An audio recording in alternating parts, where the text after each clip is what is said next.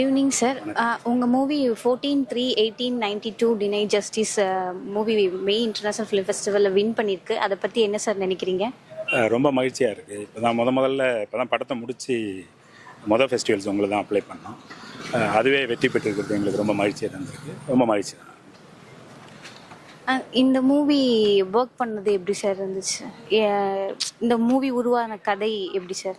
இல்லை, இது முழுக்க முழுக்க தமிழ்நாட்டில் ஒரு 30 வருடத்துக்கு முன்னாடி நடந்த ஒரு உண்மையான கதை. அதை நாங்கள் 100 வருடத்துக்கு பின்னாடி எடுத்துகிட்டு போயிட்டு அந்த 100 வருடத்துலேருந்து ஷூட் பண்ணி இப்போ இந்த வருடத்தோடு கனெக்ட் பண்ணியிருக்கோம். இந்த படம் வெளியில் வரப்போ ஒரு அரசியல் ரீதியாக மிகப்பெரிய ஒரு தாக்கத்தை ஏற்படுத்தும் நான் நம்புகிறேன். அது ஒரு முக்கியமான தமிழ்நாட்டில் நடந்த மிகப்பெரிய கொடுமையை ஒரு திரைப்படமாக நாங்கள் பண்ணியிருக்கோம். Thank you sir. சொல்லுகிறோம். இன்னும் நாங்கள் இந்த படத்தோட போஸ்டர் கூட வெளியில்லை, பூஜை ஃபோட்டோ கூட நாங்கள் இன்னும் வெளியில்லை. திரைப்படம் முடித்து முதல்ல மெய் இன்டர்நேஷ்னல் ஃபிலிம் ஃபெஸ்டிவலில் தான் லாகின் பண்ணோம்.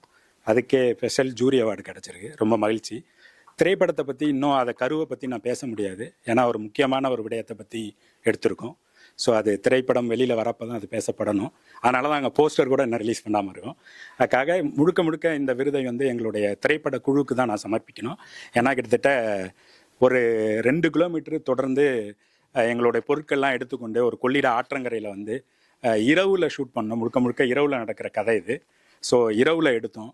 அதனால் எங்கள் திரைப்படக்குழு முழுமையாக அவங்களுடைய திரைப்படமாக இதை எடுத்து ரொம்ப அதுக்காக வேலை செஞ்சு, யாரும் நடிகர்கள் கலைஞர்கள்னு இல்லாமல் எல்லாருமே ஒத்துழைச்சி இந்த வேலையை இந்த திரைப்படத்தை எடுத்திருக்கோம். அதுக்கு முதல் அங்கீகாரம் கிடச்சிருக்கு. முதல் அங்கீகாரத்துக்கு மிக்க நன்றி. மெய் திரைப்பட விழாவுக்கும் நன்றி, இயற்கைக்கும் நன்றி. நன்றியும் அன்பும்.